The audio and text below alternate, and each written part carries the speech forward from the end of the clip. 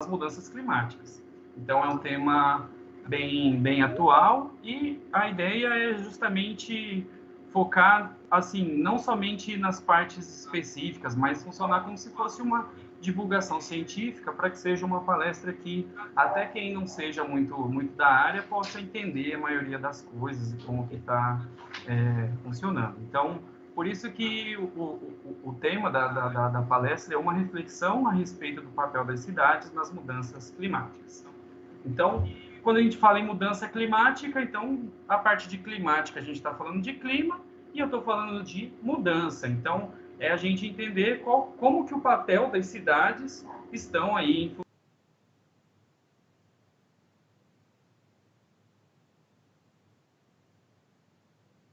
como introdução, eu trouxe uma reflexão que tem no livro do Yuval Harari, no Sapiens, Uma Breve História da Humanidade, e ele tem uma discussão muito interessante, que ele reflete assim, que a partir do momento que a humanidade que começa a utilizar da agricultura, a partir do momento que a humanidade deixa de ser aquele caçador, aquele coletor, aquele nômade, começa a ficar em um determinado lugar, ele começa a sobrar mais tempo para esse ser humano.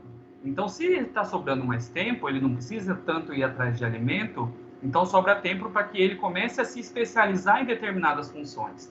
Então, é a partir daí que surgem as primeiras profissões, por exemplo. Então, e como o ser humano naturalmente é um ser curioso, é um ser inventivo, a gente começa a surgir justamente o método científico, né, e a ciência como que a gente conhece hoje, que vai culminar nessas cidades, né, que a gente tem hoje em dia.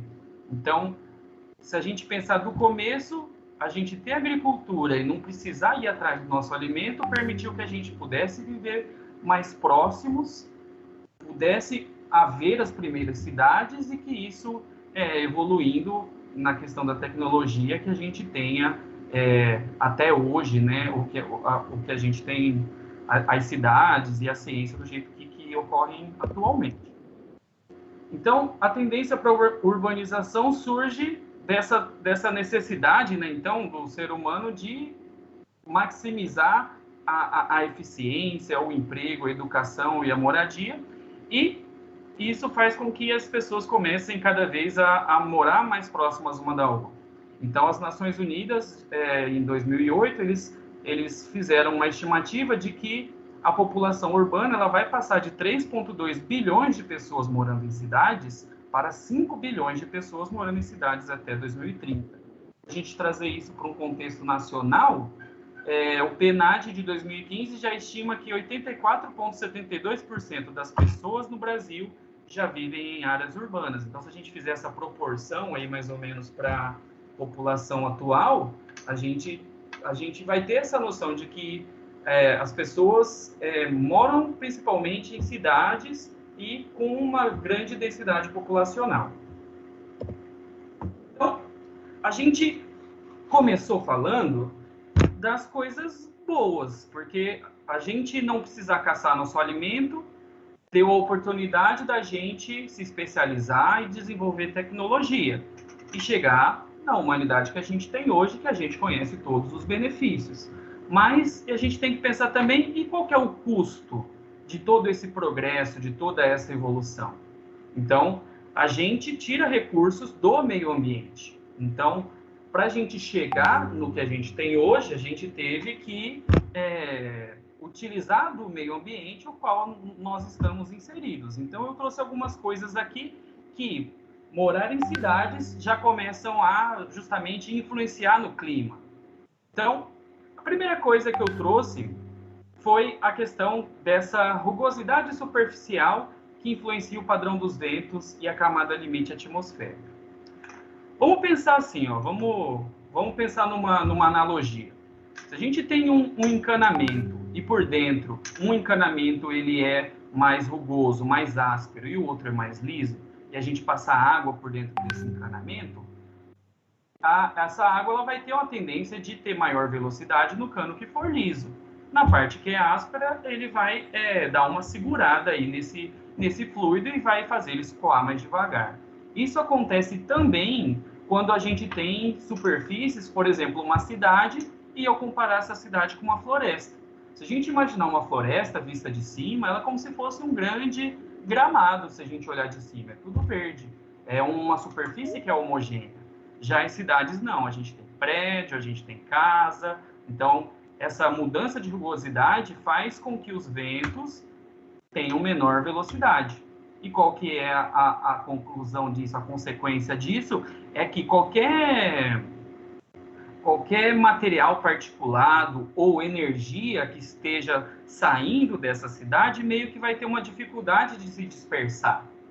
E isso a gente está falando de uma escala de mesoclima, numa escala já grande. Então, o simples fato de você ter uma cidade com construções em que você tirou uma floresta e colocou uma cidade, isso já faz com que o clima modifique. Então, e se a gente tiver cidades que estão cada vez crescendo mais, tendo mais residenciais ou uma zona industrial maior, automaticamente aquilo já pode causar uma alteração, seja no microclima, no mesoclima, e se a gente somar aí meio que todas as cidades no macroclima, né, no clima mundial.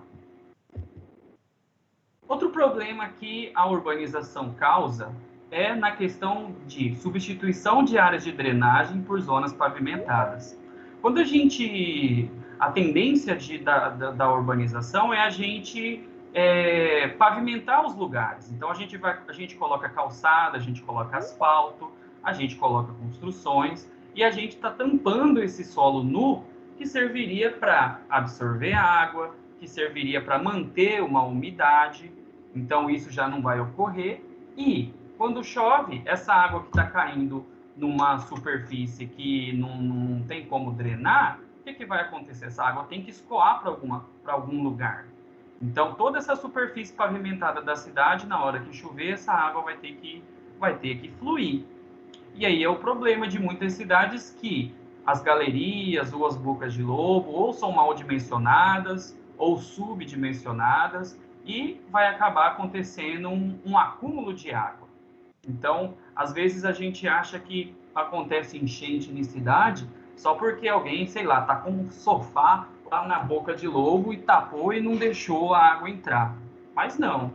Se você está tendo muita captação devido a essas zonas pavimentadas, a água não consegue, não dá tempo dela escoar. E ela vai acabar se acumulando e aí é um dos grandes motivos de acontecer enchentes nas cidades. Outra coisa também que a gente tem que se preocupar é, a partir do momento que a gente começa a ter várias pessoas morando juntas, a gente precisa se preocupar com a questão da produção e consumo da energia elétrica. Essa é uma pauta muito discutida hoje nas universidades. A gente está discutindo de maneiras mais limpas, mais verdes, de se gerar energia. Mas a gente tem que pensar que sempre algum custo, por menor que seja, um custo ambiental, vai existir. Então, se a gente está usando hidrelétrica, a gente teve que alagar uma grande área e mudando ali o ecossistema que estava instalado ali. Toda aquela matéria orgânica que estava ali, por exemplo, vai se decompor, vai emitir gases, por exemplo, metano. Então, já tem uma influência. Se a gente pensar em energia solar, a gente tem o gasto para produção dessas placas, a gente tem o gasto de produção, talvez, de baterias. Se a gente pensar em usina nuclear, a gente depois tem que tratar o resíduo, tem que guardar, né? Tem que fazer alguma coisa com o resíduo nuclear que foi gerado. Então, tem um custo ambiental também nessas gerações de energia. Outra coisa também, onde tem pessoas, né, ser vivo, a gente vai acabar precisando de água. Então, essa água normalmente ou vem de rios, ou de lagos, ou de poços, e dependendo da quantidade de pessoas, essa água pode não ser suficiente, ou se você utilizar demais dessa água, vai ter um custo ambiental, porque você vai estar ali diminuindo, né, a vazão de um rio, e isso afeta todo o ecossistema que vive ali. E também você tem que fazer o tratamento dessa água para o consumo. Outro problema de cidades que também podem influenciar no clima é a geração de resíduos. Então, toda essa população vivendo em cidades, elas elas consomem, a gente tem hoje, nossa sociedade consome muitas coisas que são descartáveis, e isso o que fazer com esses resíduos e como minimizar o que acontece ali com esses resíduos para que não influenciem tanto ali o ecossistema que ele se encontra, é uma preocupação. Esses resíduos também emitem gases estufa, então também é uma coisa que a gente tem que se preocupar. E eu deixei por último, que é justamente quando a gente fala de mudança climática, meio que automaticamente a gente pensa, o planeta está aquecendo. Então, a partir do momento que você coloca todos esses materiais construtivos que a gente utiliza, concreto, metal, asfalto, a gente está mudando esse padrão de absorção de energia daquele lugar que anteriormente a gente tinha principalmente vegetação. Então, para entender melhor como que funciona esse aquecimento das cidades, eu trouxe esse slide aqui que fala do balanço de energia.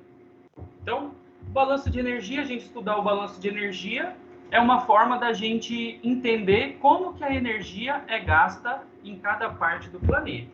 Então, a fonte primária de energia do planeta Terra é o Sol. Então, a energia solar vai chegar e essa energia vai ser utilizada em diversos processos. Eu trouxe aqui meio que os principais que mais gastam energia. Então, a gente tem, primeiramente aqui, parte da energia vai ser aquecimento da atmosfera e da superfície. Então, essa radiação solar que estiver chegando aí vai ser absorvida, né? Vai interagir com a atmosfera e com a superfície. Parte da energia que chega do Sol, ela vai ser gasta mudando o estado físico. Então, por exemplo, se a gente tiver água, essa água pode absorver energia solar para evaporar. E também tem a parte da transpiração das plantas, que é outro processo importantíssimo. Quando a gente molha ali nossas plantas, às vezes a gente tem a impressão que ela está meio que pegando toda essa água que a gente molhou para ela. Mas boa parte dessa água que a planta usa está sendo usado simplesmente para ela poder fazer a troca gasosa ali dela com... Só um momento, professor Jonathan. Vou esperar. Pessoal, tem alguém com áudio ligado. Por favor, se puder desligar. Pessoal, quem tiver com áudio ligado, desligar, por favor, tá? Obrigada. Beleza? Tudo ok. Tá. Então, voltando. Então, assim, a planta ela precisa de água justamente para ela poder fazer a troca gasosa e pegar o carbono que está na atmosfera para ela fazer fotossíntese. Então, meio que não é que ela fica com a água para ela. Ela até fica, mas boa parte ela utiliza nessa parte da fotossíntese para ela poder capturar carbono. E a gente chama esse processo de transpiração.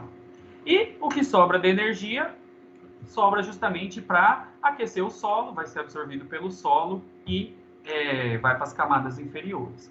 Agora, se a gente pensar nesses 3 gastos possíveis de energia, em locais que a gente tem bastante vegetação, as plantas estão fazendo transpiração e a gente está tendo evaporação, a maior parte da energia vai ser gasta nisso daqui, mudança de estado físico. Agora, o que acontece quando a gente tira uma floresta e coloca uma cidade?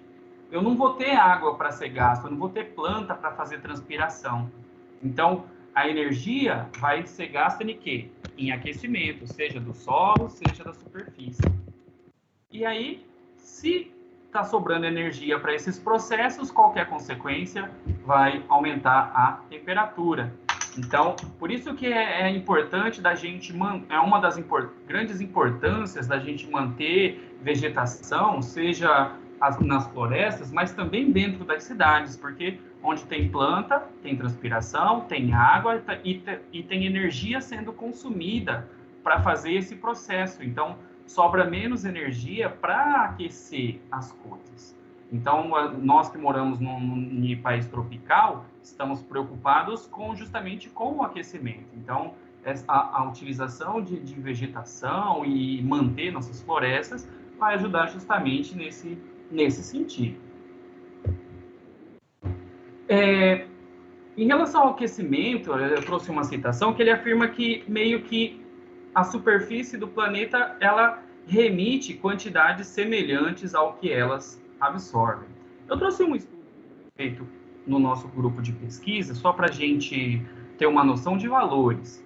Então a gente fez um somatório da radiação total que chegava em Cuiabá e isso deu por volta de 4 vezes 10 a 9 joules ou 4 gigajoules por metro quadrado. Então estava chegando essa quantidade de energia. Só para fazer um comparativo, essa energia solar que estivesse chegando ali, ela conseguiria manter uma lâmpada de 60 watts acesa por mais de 2 anos. Se a gente pensar na área de Cuiabá, Cuiabá então tem 3.000 quilômetros quadrados. Então a gente poderia multiplicar isso por esse valor. Por que eu estou falando isso? Porque essa energia que chega vai ser absorvida pela superfície, vai ser reemitida para a atmosfera. Essa atmosfera vai interagir com essa energia que está voltando, que é exatamente o efeito estufa, né, que é tão famoso. Então, se a gente está aumentando essas absorções pela atmosfera, consequência, novamente, é o aquecimento, é aumentar a temperatura. Então, como a gente está falando de clima urbano, então eu trouxe uma reflexão, né? Sempre que a gente vai aprender alguma coisa, a gente sempre pergunta, para que eu estou aprendendo isso? Então, por que a gente estuda o clima urbano, baseado nessas coisas que a gente vem discutindo até agora? Então, eu trouxe algumas coisas, a gente pode até pensar em mais motivos, mas eu trouxe alguns. Então, o primeiro ali, o controle de enchentes e disponibilidade de água. Então, se eu conheço o clima de uma cidade, se eu conheço o padrão de precipitação dessa cidade, eu consigo fazer um controle de enchente melhor, eu consigo fazer um dimensionamento de galerias, de boca de lobo, de vazão de rio, e também vou saber melhor como que ocorre a disponibilidade de água a partir do momento que a gente faz o acompanhamento das vazões e níveis dos rios. Então, o cientista ambiental que trabalha com essa parte de água é de suma importância na ciência. Outra coisa também que a gente pode pensar é na questão de geração de energia elétrica, né? Então, energia solar está em pauta aí atualmente. Então, se você conhece o padrão de radiação, você consegue saber a quantidade de energia que pode ser gerada por um determinado lugar. Se você conhece o padrão de vento, você pode trabalhar com energia eólica. Se você sabe a vazão dos teus rios, você sabe quanto que pode passar ali, de repente, numa turbina para geração de hidrelétrica. Então, você precisa conhecer o clima e os recursos naturais para você fazer uma gerência de geração de energia melhor. Na questão de previsões também, então a gente não faz previsão somente para saber se a gente sai de guarda-chuva ou não na rua. A gente também faz previsões, a gente quer saber o que vai acontecer, seja num tempo mais curto ou num tempo futuro. Então, a gente saber fazer uma previsão de quantidade de chuva, por exemplo, é importantíssimo na agricultura. A gente fazer previsões de longo tempo, igual o IPCC faz, de aquecimento global, faz acender um alerta das consequências de aumentar 1 grau ou 2 graus no planeta. Então, essas previsões podem ser a curto prazo, mas também podem ser para anos, para décadas. E é importante a gente salientar, pessoal, que previsões são baseadas em modelos matemáticos. Ninguém tem bola de cristal para prever o futuro, é baseado em estatística e tem uma determinada porcentagem de acurácia, né? Então, é uma previsão e aí não quer dizer que sempre vai acertar, mas justamente por isso que se chama previsão. Outra coisa também que é importante quando a gente pensa no design urbano, a gente pode pensar na posição de prédios, no tipo de utilização de materiais em fachadas, a gente pode pensar em utilização de arborização, por onde que vai passar uma rua, a gente pode pensar em melhores lugares de colocar um bairro, pensar na direção preferencial do vento, saber onde o sol nasce, onde o sol se põe, tudo isso é estudo de clima urbano e influencia em como que vai ser esse design, essa configuração da cidade. E também o estudo de clima urbano permite a gente também fazer inferências na área de saúde. Então, a gente estuda não somente ali, por exemplo, o material particulado que pode gerar uma doença respiratória, Mas a gente estuda também influências, por exemplo, no conforto térmico, de como que você está num ambiente que é termicamente desconfortável pode influenciar na sua vida. Ou num ambiente que está com a parte sonora elevada. Ou também a gente pode estudar correlações entre o clima e a incidência de doenças. Então, a dispersão de doenças, elas podem ser influenciadas por uma temperatura ou por uma umidade mais alta ou mais baixa, e você consegue fazer esse tipo de análise se você fizer medidas aí de clima urbano. Como uma contextualização histórica, a partir do Protocolo de Kyoto, assinado em 1997, é que essa área de estudo de clima urbano começa a se intensificar. E a gente começa a ter cada vez mais estudos a respeito de como que ocorre o clima nas cidades e como que isso pode estar afetando o clima do planeta. Então, a gente começa a intensificar os estudos, principalmente a partir desse momento em que a humanidade para e percebe que o planeta está aquecendo, está tendo uma tendência de aquecimento, e que isso pode, e que isso talvez não seja interessante para a gente. Então, mais ou menos a partir do protocolo, a gente começa a ter essa intensificação dos estudos na questão do clima urbano. Então, algumas projeções do IPCC falam que até o final do século a gente pode aumentar a nossa temperatura em até 2 graus. E eu acho que a informação que me chama mais atenção aqui é que essa Convenção Quadro aí das Nações Unidas, ela fala que a adaptação às mudanças climáticas deve ter o mesmo nível de prioridade que a mitigação para reduzir as emissões de gases de efeito estufa. O que quer dizer isso? Meio que já passou da hora da gente se preocupar apenas em reduzir as nossas emissões de gases estufa. A gente já está na hora de começar a estudar e aplicar coisas de como que eu vou me adaptar às mudanças climáticas, porque o clima já está mudando. Às vezes a gente não percebe porque é uma coisa que aumenta devagar, mas a gente já tem que começar a pensar em o que fazer para que a gente possa adaptar, principalmente as cidades, né, que é onde que a maioria das pessoas vivem, como se adaptar a essas mudanças climáticas. Então, eu trouxe um estudo aqui, desse Biagini, em 2014, e ele trouxe algumas adaptações que a gente pode ter nessa questão aí das mudanças climáticas. Então, a primeira aí que ele coloca como capacitação é justamente isso que a gente está fazendo aqui hoje. A gente capacitar as pessoas, a gente conversar sobre, a gente fazer eventos científicos para que a gente divulgue esse conhecimento e essa preocupação com a sociedade, para que esse conhecimento não fique só aqui na academia. A gente tem gerenciamento e planejamento, então a gente já tem que começar a desenvolver planos de como que a gente se adapta, como que a gente pode melhorar a agricultura, como que a gente pode planejar melhor cidades costeiras com a elevação do nível dos mares, como que a gente gere melhor nossos recursos naturais, como energia, água, alimento. Outra coisa também, como terceiro aí, a gente pode pensar na prática e comportamento, então a gente pensar em melhorar nossas práticas para a gente nos tornar mais eficientes, por exemplo, em relação ao solo, de como maximizar a produção, como a gente pode, de repente, utilizar menos água nos processos. Na questão política, a gente tem que ter políticas públicas que cuidem melhor do nosso meio ambiente, que puna aquele que não cuide e que a gente possa ter mais leis a respeito de preservação e não somente ter as leis, né, mas que a gente cumpra o que está na lei, que a gente verifique que normalmente, pelo menos no Brasil, não é o tanto que vai ser feito. Nessa parte de formação, a gente precisa, dessa parte de informação, a gente precisa ter sensores fazendo medidas, a gente precisa ter ferramentas de apoio à decisão, a gente tem que melhorar a comunicação de como que está acontecendo essas mudanças climáticas.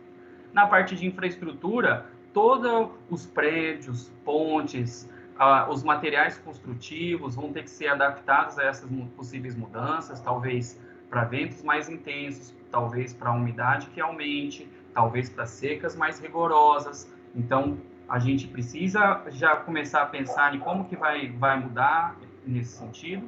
A gente precisa melhorar nossos sistemas de alertas, porque a tendência é a gente ter mais alagamentos, a gente ter mais secas, a gente ter incêndios. Então, precisa ter um sistema de alerta nesse sentido. Nessa infraestrutura verde, a gente tem que pensar em como que a gente vai fazer o replantio dessas árvores que foram arrancadas, né? O reflorestamento, aumentar o verde dentro das cidades. Na questão de financiamento, a gente não faz nada sem dinheiro, então precisa existir fundos e seguros, por exemplo, fundo de contingência contra desastres, porque a tendência é a frequência desses acontecimentos aumentarem, meio que a gente já vê isso, né, de cada vez mais ter secas mais intensas, chuvas mais intensas, lugar que às vezes não chove começa a chover, a gente pode também ter a questão de pragas, então tudo isso vem acompanhado aí com as mudanças climáticas. E para finalizar nessa parte, a questão da tecnologia. Então, tecnologia também precisa evoluir aí, né, de como melhorar o uso da água, ou de usar energias mais limpas, de repente energia solar, alguma coisa nesse sentido. Então, esse trabalho é bem interessante e traz já essas preocupações que a gente precisa ter para se adaptar ao aquecimento global, que já é uma realidade. Uma das consequências das cidades, né, com as mudanças climáticas, é que ocorrem as chamadas ilhas de calor urbano. Então, isso é um assunto que tá bem em pauta nos estudos do clima das cidades e como que funciona. Vamos imaginar aqui, nesse gráfico aqui, a gente tem aqui no meio, por exemplo, o centro da cidade, que vai ter os materiais construtivos, né, típicos de uma cidade, asfalto, concreto, metal, e a gente tem outras áreas que vão contar com maior vegetação e também com aquela rugosidade que a gente comentou no começo, menor, porque a gente vai ter uma padronização melhor ali das alturas.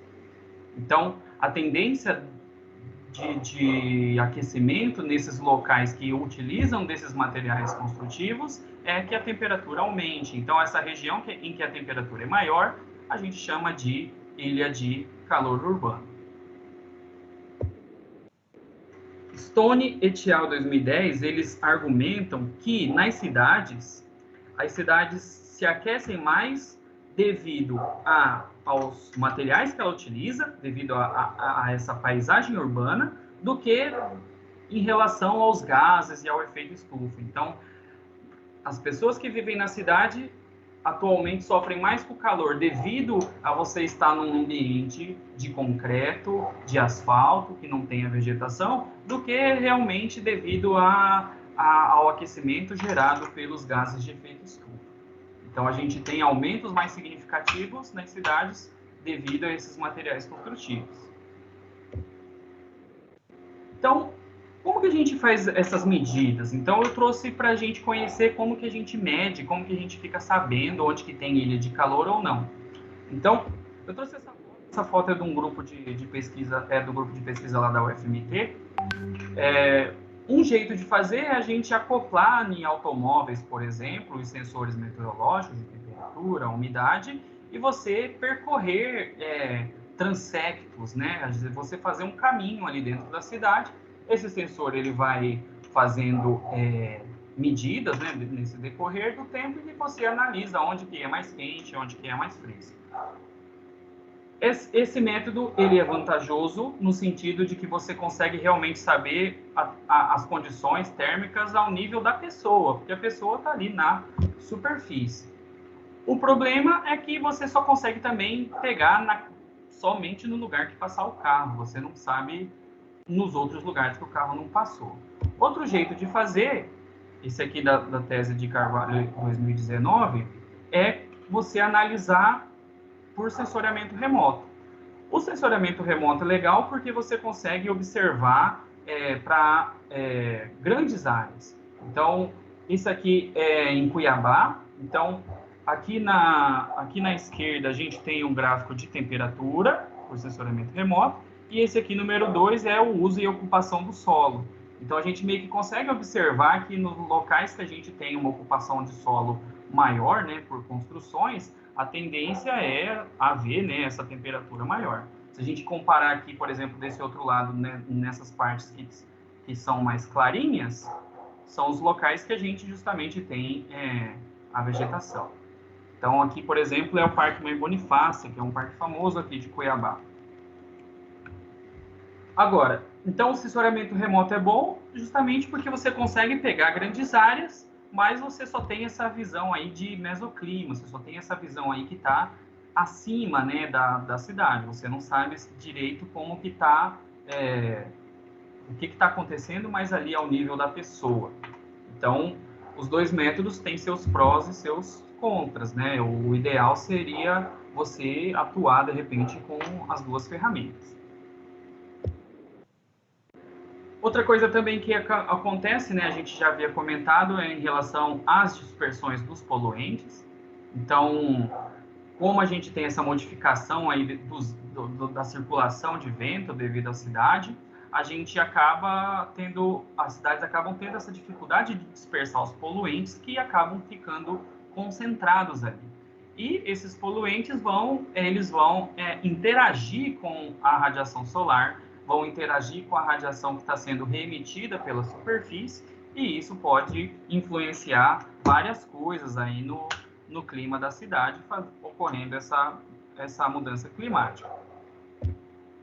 Então, um dos principais problemas é em relação aos aerossóis. Quando a gente fala aerossol, às vezes a gente pensa só no desodorante, por exemplo, mas o desodorante também é um aerossol. Então, aerossol seria um material particulado que é bem pequenininho. Esse material ele está em suspensão na atmosfera e ele interage com a radiação. Então, ele influencia em diversas coisas. Eles podem simplesmente espalhar a radiação solar, desviar, ou absorver. Quando uma coisa, pessoal, absorve energia, a consequência é que ocorre aquecimento. Você absorve energia, você se aquece. Então, se eu tenho um material na atmosfera absorvendo energia, a consequência é se aquecer. Então, nessa imagem, aqui na direita, a gente vê aerossóis gerados por queimadas, principalmente ali na parte sul ali da Amazônia e no Cerrado. Então, são grandes áreas que acabam aumentando essas concentrações. Eu trouxe, por exemplo, esses resultados aqui de um artigo de Artaud de 2006, que a gente pode observar um padrão de aumento e diminuição, aumento e diminuição. Então, principalmente, esse é um estudo para Rondônia, e principalmente lugares que são aqui na zona tropical do planeta, a gente meio que tem uma separação de um período que é mais chuvoso e um período que é mais seco. Então, acho que a maioria daqui que estão assistindo ou são de Mato Grosso ou Mato Grosso do Sul, e a gente sempre está convivendo nessa época com a questão das queimadas. Então, começa as queimadas, a gente aumenta a concentração de aerossóis, depois com as chuvas vão diminuindo e a gente consegue ver isso analisando, né, esses padrões aqui de concentração aí de aerossol. Então, a gente observa que isso é uma coisa que é sazonal, aumenta e diminui, aumenta e diminui. Num estudo feito pelo nosso grupo de pesquisa, a gente também observou que os aerossóis, eles conseguem absorver principalmente o espectro de radiação que a gente chama de radiação fotossinteticamente ativa. Então, o Sol, ele emite diversos tipos de radiação aqui para o planeta. Então, a gente sempre fica preocupado ali com ultravioleta, né? Ultravioleta, câncer e tal, mas o Sol também emite radiação fotossinteticamente ativa, que é a luz visível, é a luz que a gente consegue enxergar. E também emite infravermelho. Então, Dessa radiação fotossinteticamente ativa, que é justamente a radiação que as plantas utilizam na fotossíntese, se eu tiver muito aerossol num lugar, essa planta ela absorve bastante dessa radiação, até 70%, por exemplo. Então, se eu tiver menos radiação fotossinteticamente ativa, automaticamente eu vou ter menos fotossíntese. Se eu tenho menos fotossíntese, as plantas vão assimilar menos carbono, ou seja, vai aumentar a concentração de carbono na atmosfera, e isso, se eu tenho mais carbono na atmosfera, eu tenho aquecimento. Então, meio que é um efeito dominó. Uma coisa que vai influenciar em outra, que influencia em outra. Então, nesse gráfico, a gente percebe que conforme eu aumento aqui a concentração de aerossóis, eu diminuo, né, a radiação fotossinteticamente ativa que está chegando na superfície.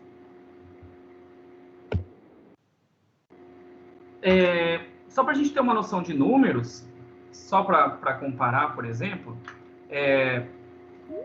quando a gente está no período mais úmido, por exemplo, a gente tem em torno aí, ó, de, sei lá, 300 partículas por centímetro cúbico. E isso sobe para 30.000 por centímetro cúbico quando a gente está nessa época de queimadas. Então, esse é o estudo desse Yamazoi, 1998, ele encontrou esses valores, mas é só para a gente ter essa noção aí, ó, de quantas vezes, né, aumentou 100 vezes a concentração desse material na atmosfera devido a queimadas. E as queimadas acontecem nas cidades, as queimadas acontecem em florestas, e tudo isso influencia o clima. A gente também tem outra parte, né, do estudo do clima urbano que é importante a gente falar, e também faz parte da questão dessa adaptação de como os moradores das cidades vão ter que fazer em relação às mudanças climáticas, é os estudos que a gente chama de conforto térmico. Então, o ser humano, a gente fala que ele é homeotérmico, ele tem uma tendência de manter a temperatura constante, em torno ali de 37 graus. Se aumenta mais que isso, né, a gente já fala, a pessoa está com febre, né? Então, se a gente sente frio, quer dizer que o nosso corpo está perdendo mais calor do que deveria. Se a gente tem calor, quer dizer que o nosso corpo está absorvendo mais calor do que deveria. Qual que é o problema disso? Sempre que o corpo ele não está equilibrado, ele não está confortável, isso gera um esforço adicional do organismo. O corpo ele tem que trabalhar para compensar essa energia que está sobrando ou faltando. E isso, se a gente pensar, por exemplo, num trabalhador, se a gente pensar num estudante que está numa sala desconfortável, isso vai diminuir a capacidade de trabalho, vai diminuir a concentração. E eu trouxe uma tabela. Essa tabela ela é uma tabela do índice de calor. O índice de calor é um índice que a gente usa para classificar ambientes em relação ao conforto térmico. E nessa, ela meio que faz uma classificação de como que de diferentes índices podem afetar a vida humana. Então, se a gente pensar de acordo com esse índice, se esse índice for até 27 não tem problema, de 27 a 32 já tem fadiga, de 32 a 41 a gente já pode ter cãibra, já pode ter insolação, até 54 já pode aparecer risco de AVC, e acima de 54 você vai ter insolação e pode ter um acidente vascular cerebral iminente. Então, se você estiver exposto ao calor extremo, já começa a ter esses perigos. Essa tabela é somente para desconforto para calor, né? Que justamente é o que acontece com moradores de cidades tropicais, mas também você pode procurar para desconforto por frio também.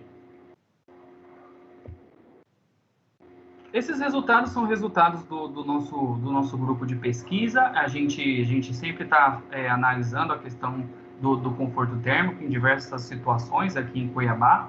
Uma das preocupações de um estudo que a gente fez foi em relação a ver os usuários de ônibus coletivos. Então, a gente fez um estudo em ônibus coletivos aqui de Cuiabá, e nesse estudo foi ônibus que não utilizavam, né, o ar-condicionado. Então, a gente percebeu que, principalmente no período vespertino, de acordo com esse índice de calor, que é esse gráfico aqui de cima, a gente tem resultados aqui, ó, na zona de perigo. Então, não são raros a gente ouvir histórias, por exemplo, em Cuiabá, de pessoas que desmaiam, de pessoas que passam mal. Inclusive, já teve pesquisadores do nosso grupo de pesquisa que passaram mal quando foram fazer a coleta do dado. Então, isso acontece. E a gente pode imaginar, por exemplo, do motorista que está sentado do lado do motor ali do ônibus e está ali trabalhando ali diversas horas por dia. A gente também faz estudos de tentar verificar a influência de vegetação no conforto. Nesse caso aqui, a gente fez um estudo nas ruas para a gente analisar o conforto das pessoas, né, que frequentavam esse lugar, e a gente conseguiu perceber também uma certa influência da vegetação nesses índices de conforto, e normalmente elas se acentuam principalmente nesse período vespertino. Também o nosso grupo de pesquisa faz estudo não só para conforto térmico de pessoas, a gente também já fizemos estudo para conforto térmico animal. Então, por exemplo, até como uma forma de extensão, de trazer para a sociedade um retorno, a gente fez um estudo em uma granja, e essa granja era de pequenos produtores. E a gente constatou, por exemplo, que esse produtor em específico não era confortável ali o ambiente da criação de frango deles. Então, foi sugerido algumas técnicas que poderiam melhorar o conforto e, assim, melhorando a produção de ovos ou de engorda desses frangos aí. Esse gráfico aqui da esquerda, a gente tem uma zona aqui, ó, no meio, que ela, se os pontinhos que a gente plotar, ele cair ali naquele quadradinho ali, ele está confortável, e nesse caso aqui, os pontinhos ficaram nessa região, que era uma região desconfortável. Então, a gente chama isso aqui de carta bioclimática, que a gente pode utilizar para fazer essa avaliação de conforto. Então, também podemos, e essa parte de conforto térmico animal é importante, justamente por causa da questão de alimentação, né, das pessoas que vivem nas cidades. Se a gente pensar também no quesito na parte de enchente e alagamento, a parte de previsão, de você ter essa previsão das chuvas e etc., pode melhorar na questão da saúde pública, justamente para que os órgãos competentes tenham respostas imediatas e de formas mais eficazes a emergências, de quando acontecer coisas que não deveriam acontecer. Aqui a gente usou o exemplo da chuva, mas a gente pode ter exemplo, por exemplo, de queimadas. Então, estudar o clima é correlacionado com saúde. Como a gente está em época da pandemia, eu também quis falar um pouquinho dessa relação de clima urbano e saúde. A pandemia é recente, então a gente não tem séries mais longas de dados para comparar como que o clima está influenciando na propagação, né, do Covid-19. Mas eu trouxe aqui resultados de 3 artigos, todos de 2020, de como que eles já estão tentando achar como que o clima pode estar influenciando aí, né, na contaminação. Então, esse primeiro que eu trouxe, esse Auler aqui, et al., ele achou correlação positiva nessas capitais brasileiras, Manaus, Brasília, São Paulo, Rio de Janeiro e Fortaleza. Ele achou correlação positiva entre as altas temperaturas, né, e umidades relativas intermediárias com a contaminação. Então, eu trouxe até o gráfico que ele utilizou aí de regressão para fazer essa análise. Esse Tozepo 2020 encontrou para a cidade de Jakarta, na Indonésia, também achou correlação significativa positiva com temperatura, e esse Bashir encontrou em Nova York também com temperatura e com qualidade do ar também. Então, é claro que são poucos meses, a gente pelo menos precisava ter um ano de coleta de dados para analisar melhor na questão da sazonalidade, porque a gente tem períodos de aquecimento, períodos de resfriamento, períodos em que a umidade aumenta, períodos que a umidade diminui. Então, conforme passar o tempo e ter mais dados, talvez fique mais fácil, né, de achar correlações entre o clima e, nesse caso aqui, o Covid-19, mas esses primeiros artigos que já estão saindo aí já estão encontrando essas essas correlações. E aí, a partir disso, se você já conhece o que está influenciando, também já é mais uma coisa que pode ser utilizada aí no combate aí da pandemia. Agora vamos falar um pouquinho nessa questão da adaptação das mudanças climáticas das cidades, o que pode ser feito. Então, eu trouxe aqui esse resultado de um estudo também do grupo nosso aqui de Cuiabá. Então, isso aqui esse é um residencial de interesse social, e esse residencial meio que foi construído só colocando casa e asfalto. Praticamente não tinha a vegetação, só tinha no entorno. Então gera a preocupação, né, de estar desconfortável, né, para as pessoas que moram aí nesse residencial. Então a gente fez uma simulação de como que melhoraria o microclima desse residencial se a gente plantasse árvores, por exemplo. Então, um estudo de incremento de área verde. Então, a gente consegue, aqui a gente analisou as 14 horas, dá para perceber entre o real e o que foi simulado, de como que essa temperatura poderia diminuir, né, pelo simples fato da gente ter mais árvores nas ruas.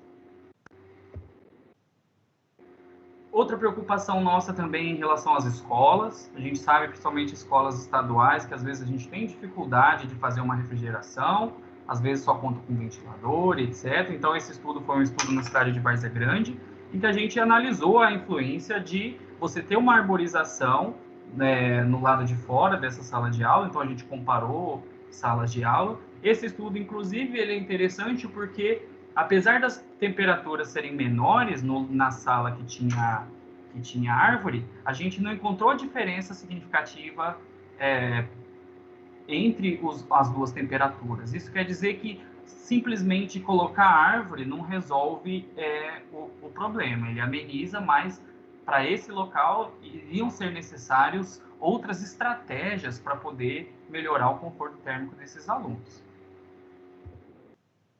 Outra área também que o nosso grupo de pesquisa aqui de ciências ambientais aqui de Cuiabá é da influência dos parques urbanos nas cidades, tanto para entender dentro do parque como que vão se sentir os usuários, e também na questão dos efeitos de borda, de como que esse parque urbano está influenciando, né, nas questões da ilha de calor, por exemplo, nas regiões vizinhas. Então, aqui são estudos que a gente fez. Na esquerda aqui é do Parque Mem Bonifácio, aquele parque que eu mostrei ali anteriormente. Esse aqui é o Parque Hildo Ferreira Coutinho, de Tangará da Serra. Então, a gente também fez essa análise. Se tiver alguém que conhece Tangará da Serra, a entrada do parque é mais ou menos aqui. Então, a gente calculou aquele índice de calor para saber quais são os horários que são mais confortáveis, quais são as regiões. Então, a gente também faz estudos, né, dessa influência de como que os parques influenciam, né, no clima das cidades. Além da gente aumentar a área verde horizontalmente, a gente também pode incrementar as áreas verdes verticalmente. Então, eu trouxe um exemplo aqui do concreto biológico. Então, tem como a gente colocar a semente de um musgo, por exemplo, dentro do concreto. E esse musgo cresce e faz o revestimento. Então, a gente aumenta uma camada de material para minimizar a quantidade de energia que vai adentrar o prédio. Na direita aqui eu trouxe um museu de Paris, e ele tem toda a fachada dele com vegetação. Então, além disso, absorver energia, fazer evapotranspiração, ou seja, consumindo energia através da transpiração das plantas, também é bonito, né? Você olha para isso aí, é uma coisa legal de se ver, e que pode ser mais utilizada de uma forma mais intensa nas grandes cidades. Outra estratégia também para reduzir a questão das mudanças climáticas e tal, e para melhorar o conforto, para a gente se adaptar, é também substituição de materiais construtivos. Esse estudo que nós fizemos, a gente fez a utilização de painéis de EPS. EPS é o poliestireno expandido, que é o famoso isopor. Então, foi utilizado ele nas paredes. Então, a gente tinha uma parede de alvenaria comum, e uma parede que utilizou o ETS, e a gente conseguiu constatar até 7 graus de diminuição na temperatura interior pelo simples fato de trocar uma parede de alvenaria por uma parede que utiliza essa técnica, né, de utilizar o EPS. O pessoal que é da engenharia civil sabe certinho aí como que faz para ficar firminho você usar aí o EPS na parede. Outro estudo também que eu trouxe é a gente modificar o albedo. O albedo, ele é um índice de reflexão das superfícies. Acho que todo mundo sabe a diferença quando a gente sai no sol com uma camiseta preta e uma camiseta branca, qual que é a diferença. A gente sabe que o preto absorve mais e o branco reflete mais. E a gente pode utilizar isso nas construções. Então, nesse estudo específico, foi pintado de preto e branco a mesma superfície, e de acordo com os resultados desse artigo, eles encontraram até 20 graus de diferença de temperatura. Então, às vezes, vocês que estão ouvindo aí a palestra, você está lá na sua casa é quente pra caramba, se você simplesmente pintar seu telhado de branco, você já pode diminuir a temperatura interior da sua casa, pelo simples motivo de você pintar de branco. Você vai aumentar a reflexão do seu telhado e, com isso, menos energia vai entrar na sua casa. Então, é mais uma forma de você se adaptar aí às mudanças climáticas e ao aquecimento. Então, estou chegando na parte final da minha palestra. Então, a gente falou sobre como que as cidades modificam o clima e também como que a gente pode se adaptar a essas mudanças climáticas que já estão chegando. Então, eu trouxe essa reflexão e eu gostaria que todo mundo que estiver assistindo pensasse junto, que é tipo uma perguntinha de lógica, e aí depois a gente faz tipo um fechamento. Então, se chama Insetos da Garrafa, foi proposto aí por esse Bartlett, acho que é American Journal of Physics, em 1978. Então, vamos imaginar assim, uma colônia hipotética de insetos. E essa colônia, ela se reproduz e dobra a quantidade a cada minuto, e eles moram dentro de uma garrafa. Então, é uma garrafa que tem insetos dentro, e esses insetos, eles se reproduzem a cada minuto. A cada minuto, eles dobram a quantidade. Então, por exemplo, 11 horas, se 11 horas tiver 2 insetos, 11 e 1 vai ter 4. 11 e 2 vai ter 8. E assim sucessivamente. A única informação que a gente tem é que a gente sabe que meio-dia, 12 horas, essa garrafa vai estar cheia. Então, os insetos vão se reproduzindo, vão dobrando a cada minuto, e eu sei que meio-dia, 12 horas, vai encher. Então, vamos pensar primeiro nessa primeira pergunta, que é até uma pergunta de lógica. Quem estiver assistindo no YouTube aí, se quiser escrever lá no YouTube a resposta. A primeira pergunta é: a que horas a garrafa estará preenchida até a metade? Então, se a gente pensar, cada minuto ela dobra. Então, se a gente for para frente, a cada minuto que passa, dobra de tamanho. Se a gente pensar indo para trás, a cada minuto que a gente volta, a gente teria a metade, né, da garrafa. Então, se eu sei que às 12 horas a garrafa está cheia, a garrafa, então, vai estar preenchida até a metade às 11h59. Então, faltando 1 minuto para chegar nas 12 horas, a garrafa vai estar na metade, porque no próximo minuto ela vai dobrar e vai encher a garrafa. Mas aí é que vem a pergunta derradeira. Se a gente fosse um inseto dentro dessa garrafa, que horas que a gente ia perceber que a gente está ficando sem espaço? Que horas que a gente ia perceber que, opa, está enchendo a garrafa, a gente precisa tomar uma atitude, porque se a garrafa ficar cheia demais, não vai ter como a gente morar aqui. Então, se a gente pensar, no mínimo, faltando 1 minuto para a garrafa ficar cheia, é que a gente vai perceber que a gente está ficando sem espaço, que a garrafa está cheia demais. Agora, vamos trazer essa reflexão para a nossa palestra, para a nossa realidade.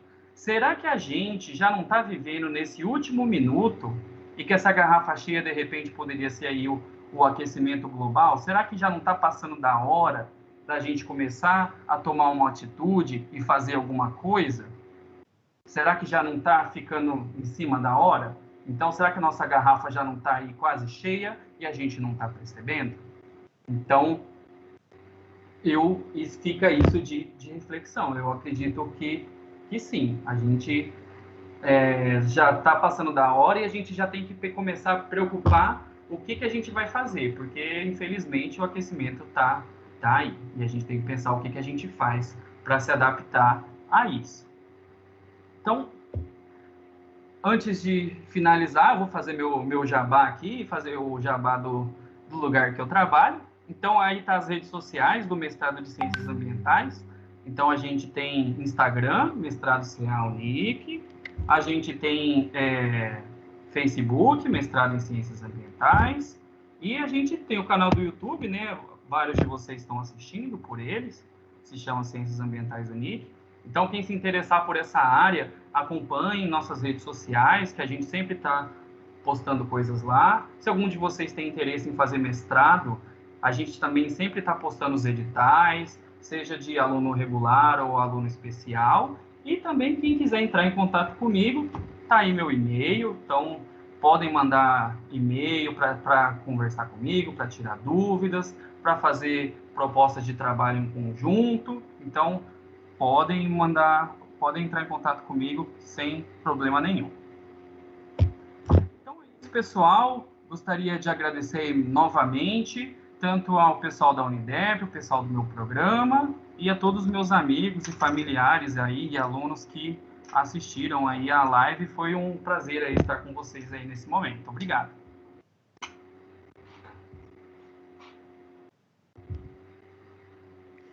Nós que agradecemos, professor Jonathan, pela excelente palestra. Tem algumas perguntas aqui no nosso canal do YouTube. Eu vou fazer uma primeira pergunta do Bruno.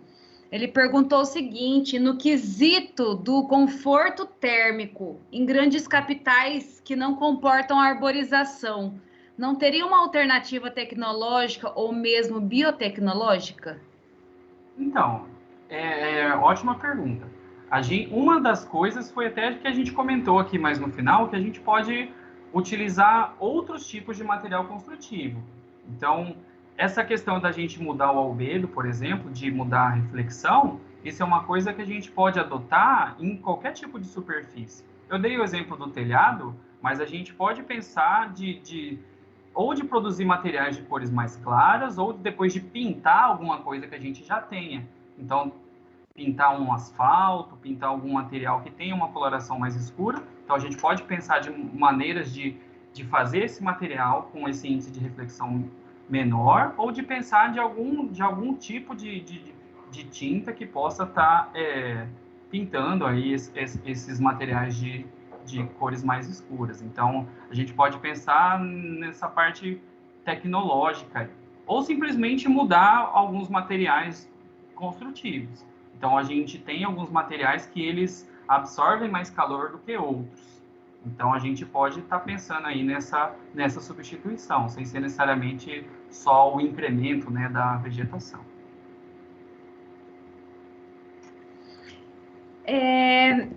Uma outra pergunta é: o grupo de vocês realiza o monitoramento em relação às queimadas?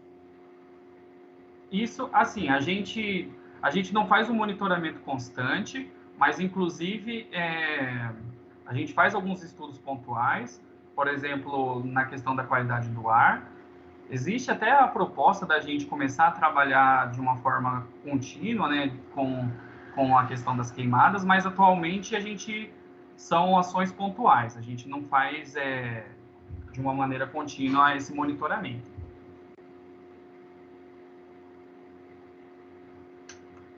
E vocês possuem os equipamentos para monitorar os galpões do sistema avícola?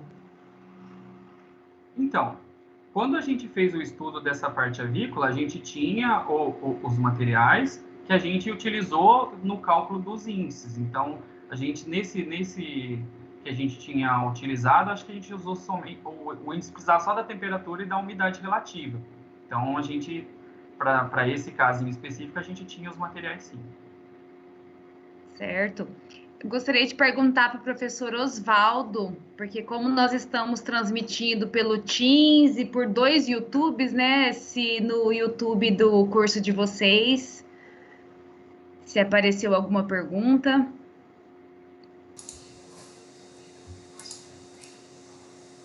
Boa noite. Até o momento, não. Estou aguardando Não? aqui. Certo. Alguém do Teams gostaria de abrir o áudio e fazer alguma pergunta? Vamos aproveitar que o professor Jonathan está aqui disponível hoje, explorar ao máximo, estabelecer parcerias de trabalho, né? Com certeza. Ô, Silvia, o José Julian está querendo perguntar aí. Qual o papel da mobilidade urbana e como ela influi na alteração do clima urbano? Tá. Se a gente pensar no tipo de energia que ele está utilizando, a gente pode concluir como que ele vai acabar influenciando. Então, se a gente pensar em transporte coletivo, que é baseado, por exemplo, em consumo de combustíveis, isso pode influenciar mais ou menos. Isso é até uma coisa interessante, porque assim, se a gente pensar em produtos que utilizam petróleo, produtos à base de petróleo, a gente está pegando um carbono que estava guardado há milhões de anos atrás e estamos jogando ele novamente para a atmosfera. Agora, por exemplo, se a gente pensar no etanol, o etanol meio que você plantou, ela absorveu esse carbono e aí quando você acaba fazendo a combustão, você devolveu aquele carbono que foi captado. Apesar da geração do etanol, por exemplo, se a gente pensar, ele ainda utiliza, de repente, colocar fogo ali tanto na questão da caldeira, ou depois também para fazer o tratamento ali do local do plantio, ainda é muito utilizado isso, mas é menos, porque é menos se comparado com a questão dos combustíveis fósseis. Então, meio que empata, quando você utiliza o etanol, você planta, ele captura o carbono, quando você usa o carbono, volta para a atmosfera. Então, ele seria mais, entre aspas, mais limpo aí do que a gasolina ou o diesel, por exemplo. Mas então, os transportes influenciam nessa emissão dos gases. José quer perguntar ou essa pergunta foi dele? Foi do José. Ah, sim. Inclusive, hoje, um colega meu falou para mim, porque ele veio de Curitiba para Dourados, de ônibus. Aí eu falei para ele, você é doido, né? Por que você não veio de avião? E aí ele falou justamente sobre os gases, porque ele está fazendo mestrado nessa questão da sustentabilidade, dessa questão do meio ambiente mesmo, né? Dos impactos causados por tudo, no geral, e ele falou sobre esses gases que são liberados nos aviões, tal. Então, assim, tanta coisa, né, que a gente acaba não pensando e não considerando. Eu acho que o simples fato de você dar preferência de utilização de etanol, você já está dando uma contribuição boa aí. E além do que também, muitas vezes, esse etanol, ele é produzido, às vezes, pelo estado que você mora, então também é um jeito de você incentivar a sua economia local, então é legal também nesse sentido. Isso.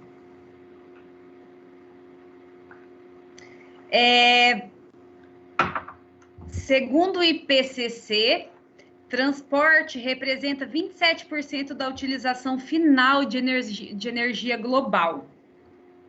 Desse total, 70% são provenientes de combustíveis fósseis, com alto nível de emissão de gases de efeito estufa.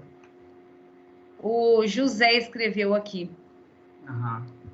Então, outra coisa também que é relacionada a isso, a gente, por exemplo, está aí na iminência de utilizar a eletricidade cada vez mais para transportes. E isso a gente às vezes tem também que pensar em como que essa energia elétrica está sendo gerada. Então, às vezes, quando a gente fala assim, carro elétrico não tem emissão de carbono, por exemplo.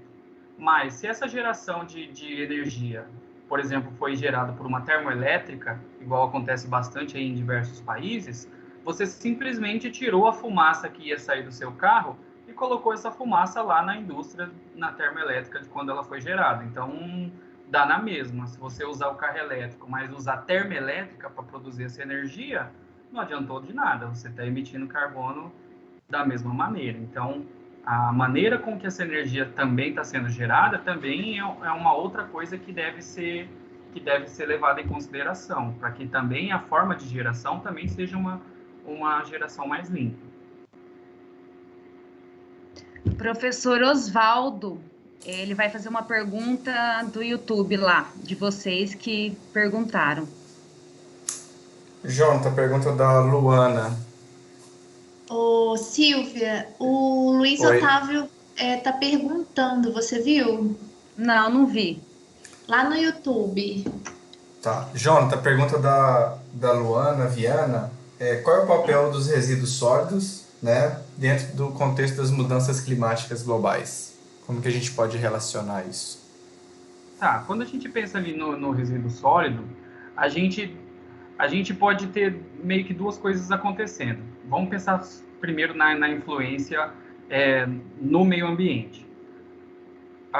Por exemplo, a questão do chorume, por exemplo, pode ser um fator de poluição para lençol freático e para solo. E se você tem num determinado local uma coisa que está sendo decomposta, nessa decomposição você tem emissão de gases ali pelos micro-organismos que estão atuando. Então, nesse momento em que aquele material que está depositado está sendo decomposto, meio que automaticamente gases vão ser emitidos para a atmosfera. E aí esses gases que vão para a atmosfera vão interagir com a radiação solar, vão absorver energia e vão gerar aquecimento. Então, dependendo da quantidade de material que você acumula num determinado lugar, você vai ter vai estar ocorrendo muita decomposição e emissão desses gases. Então, seria desse jeito.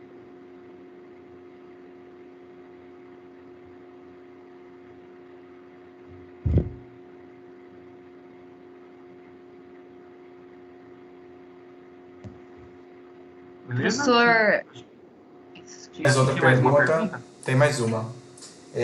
Dentro do contexto da palestra, que abordou a questão de outras formas de amenizar o calor, né? Como uma das questões abordadas foi o albedo. Aí a pergunta é basicamente falando como que a gente poderia utilizar paredes vivas, né? Como exemplo, musgo em cidades como Cuiabá, que a gente tem um estresse climático imenso. Existem locais que usam espécies adaptadas às nossas condições climáticas. Eu tenho uma deixa também para dar. Eu tenho aqui um vizinho que usa aquela trepadeira, né? Que para questão de conforto, que é uma das alternativas que eu vejo em Cuiabá. Isso é um nicho que eu acho até importante, tanto para o nosso programa, quanto para o programa de vocês da Uniderp, que é a gente explorar quais tipos de plantas são mais adaptadas ao nosso clima, né? Quais tipos de plantas podem ser melhores utilizadas. E para o pessoal que é da engenharia, por exemplo, tentar ver qual que é a influência, de repente, disso na resistência do material. Será que você está utilizando ali? Será que isso vai comprometer a resistência, por exemplo, de um concreto? Caso comprometa, que alternativas que eu posso fazer para estar melhorando isso daí? Ou, de repente, ver quais melhores traços você pode usar no concreto para que ele se adapte melhor junto com a planta. Então, isso aí, ao meu ver, é um nicho aí que pode ser atacado aí pelos nossos programas, que com certeza vão ter resultados interessantes, né? De como que você consegue já juntar essas duas coisas. Então dá para fazer uns experimentos bem interessantes aí em relação a isso.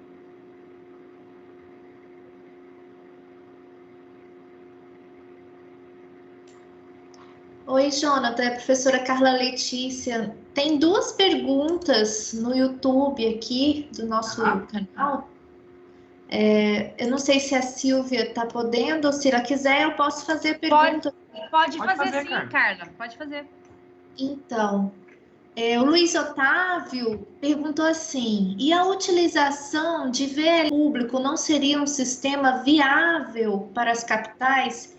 Daí, já dando o gancho do outro aluno nosso, do Bruno, ele perguntou assim: pegando o gancho da mobilidade urbana, o uso de automóveis elétricos seria uma fuga, porém, não seria uma fuga do mesmo para o futuro, visando que alguns países não usam hidrelétricas? Aí ficou o VLT e a questão da eletricidade.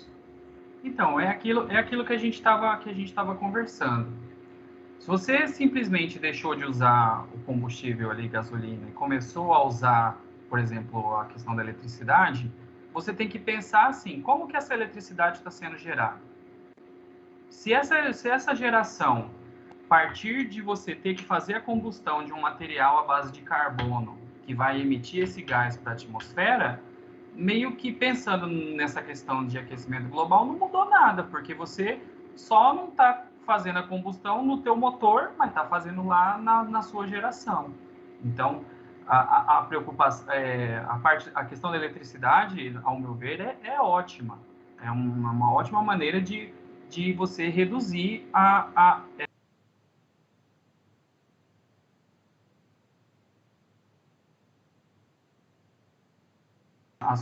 sua geradora. Então, o que a gente tem que se preocupar é justamente nessa geração de energia, de ser uma geração de uma forma em que não tenha emissão de gases de efeito estufa. Se você conseguir fazer isso, a eletricidade é um ótimo caminho aí para o nosso futuro. E em relação às hidrelétricas que o Bruno pontuou, né, que a preocupação com o futuro realmente a gente tem que preocupar, porque são recursos naturais, né, Jonathan, que tem que tomar conta também, né?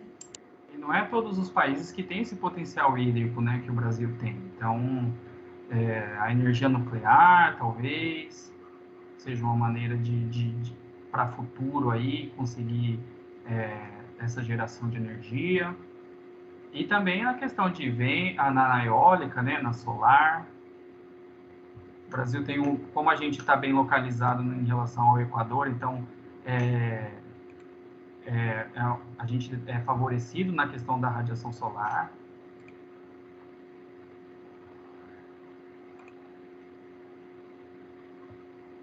Excelente, Jonathan. Obrigada, tá? Por ter Beleza. respondido as perguntas. Em relação às perguntas aqui do nosso YouTube, eram essas. Eu gostaria de saber se alguém do Teams quer fazer alguma pergunta. Se quiser, pode abrir o áudio, fica à vontade. Seus familiares, amigos, fãs, não... Essa do fãs foi boa. Com licença, o José Julian colocou uma outra pergunta lá no nosso canal. Ele perguntou assim: como você, Jonathan, enxerga a alternativa de modos de transporte ativo ou não motorizados para a realidade das cidades brasileiras? Vivermos como Amsterdã, por exemplo, só bike. Eu sou super a favor disso. Olha, eu também, eu acho uma coisa, um benefício duplo, né? Tanto para a saúde da pessoa, né, que está utilizando esse transporte alternativo e, novamente, na questão das emissões de gases. Você fazer a diminuição dessa emissão, você já está contribuindo, né, para isso. Eu, particularmente, assim, do pouquinho que eu consigo fazer, tentar sempre usar o etanol, por exemplo, que eu acredito que seja para alternativa, já que a gente não tem, por exemplo, carros elétricos e tal, é uma alternativa melhor do que gasolina, por exemplo. justamente porque o etanol a gente consegue plantar e colher a cana-de-açúcar rápido. Se a gente quiser plantar petróleo, a gente vai colher daqui milhões de anos, né? Então não tem como. É verdade mesmo. Olha, Jonathan, eu achei super legal a sua palestra, viu? Muito bacana Obrigado. mesmo. Parabéns. Obrigado.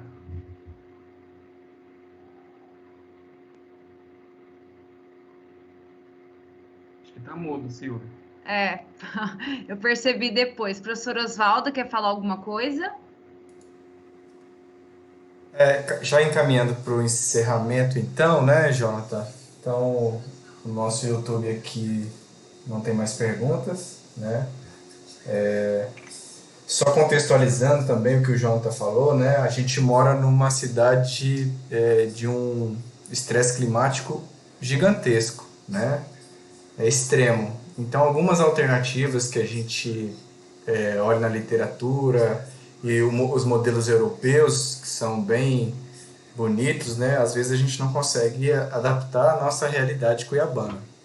Então, essa época do ano, por exemplo, né, Jonathan, a gente está com um problema de particulado oriundo das queimadas e, né, também a temperatura, a amplitude térmica, né? Então, a gente está com 36, 38 graus durante a tarde e agora nas madrugadas chega a 17, 18 graus. Então, uma amplitude térmica grande, né? E que às vezes impossibilita qualquer ensaio experimental de modelo europeu, né? Então, a pergunta que foi levantada aqui dos tipos de construção, né, que podem ser feitos na nossa região ainda é uma forma de estudo, né, que tem bastante potencial ainda. A gente ainda tenta, né, Jonathan, no grupo do Jonathan aqui do programa de conforto ambiental, né, tentar trabalhar com materiais alternativos, né, sustentáveis, etc. Mas parabéns pela palestra, Jonathan, né?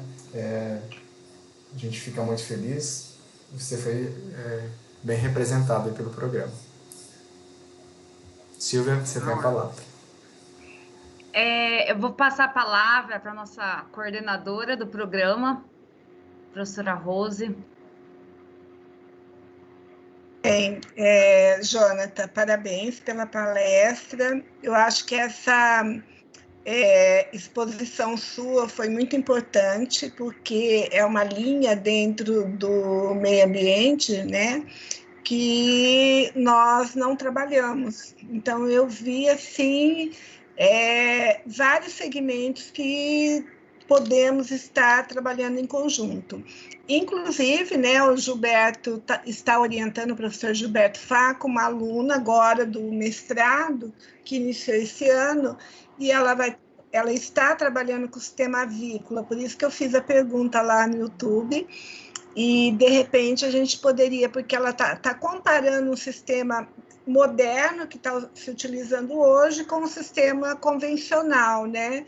Então, de repente, o Gilberto poderia estar fazendo uma reunião e conversando, que eu acho que justamente esse tipo de palestra é no sentido de atualização dos alunos e integração, e que possamos ver trabalhos em conjunto, porque fazer ciência não é fazer sozinho, né? Acho que todos nós sabemos disso.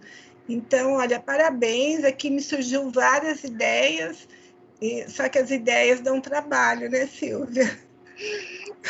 Aí eu dou o Gilberto, a Carla Letícia, né, as ideias vêm, mas dá muito trabalho. Mas eu vejo que nós temos que pensar na formação de novos profissionais, e é esse o nosso objetivo, é a formação, né? Então, me veio aqui várias ideias que podemos trabalhar aqui em Campo Grande, que nós não trabalhamos assim, com a questão justamente do espaço urbano, como que isso funciona, né? Essas correntes de calor, Eu não sei se esse é o termo correto, porque não é a minha área, mas eu vejo que tem grandes possibilidades. Parabéns, eu acho que você foi bem claro na tua abordagem, foi muito didático, e acho que o grupo de vocês está de parabéns aí, tendo você como professor. Parabéns, Oswaldo. Vou trazer ele para cá.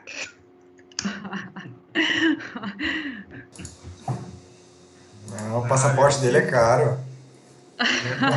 Fazer igual ao futebol, né? Comprar o passe. O passe é caro. Eu já ia falar isso. Ele é teu exclusivo, né? Ele é exclusivo, Eu vi lá na lista. Bom, como todos já falaram, a professora Rose, né, a gente agradece pela palestra, pela oportunidade, né, de ter escutado um pouquinho aí do seu trabalho, do trabalho de vocês, né, porque na verdade é um trabalho do grupo todo. E esperamos as próximas palestras, todos ansiosos pelas próximas palestras. A semana que vem vai ser novamente uma palestra do grupo da Unic. E na próxima aí a gente vai ter uma palestra do nosso grupo de Campo Grande, né, do Meio Ambiente e Desenvolvimento Regional. Estou gostando bastante, a gente hoje assim,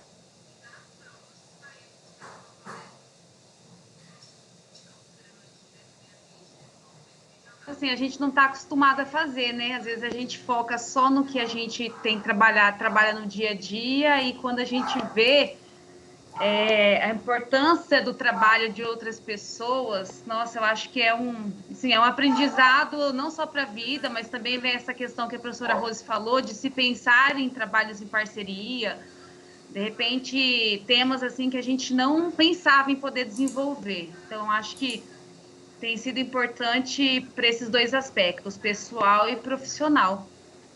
Então, eu vejo que essa é uma importância desse ciclo de palestras que a gente tem feito, né? Estabelecer parcerias e aprender aí, igual hoje, a gente vê tanta coisa que a gente pode mudar, né? Porque eu acho, assim, que todos nós somos responsáveis por preservar o meio ambiente, né? E aí, como? Nem sempre a gente sabe como que a gente pode fazer para ajudar a preservar o meio ambiente. E eu vejo que essa é a importância dos dois programas, né, de ciências ambientais. Aquilo que a gente faz ou aquilo que é feito tem impactado no meio ambiente, e o que a gente pode fazer para mudar isso. Então, mais uma vez, muito obrigada por ter feito aí essa palestra, né, ter falado um pouquinho para a gente desse tema tão importante. E eu acho que por hoje é isso, né? Alguém mais quer falar alguma coisa? Então, um monte de carinha aqui na tela olhando. Deixa eu só apontar o seguinte, eu vou fazer o convite aqui, porque daí não dá para negar, né? Esse semestre agora tem a disciplina de impactos ambientais, e eu gostaria de convidá-los, assim como o Oswaldo, de repente, para estar em um momento com os nossos alunos, tá? Porque a gente tem esse conteúdo da parte de poluição do ar, e a gente trabalha muito mais na parte teórica, não colocando tantos exemplos como vocês trouxeram hoje, tá? E aí, como estamos assim online, né, com certeza você vai dizer que sim. Ok, não. Eu agradeço o convite e aceito, né? Sem pressão, né, Rose?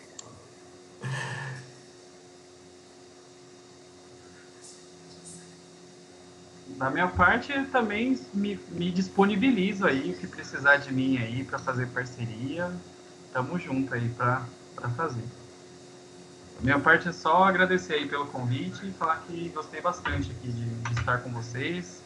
Agradecer aí todo mundo que assistiu, né, ficou aí com a gente até agora. Então, meu sincero obrigado aí a todos.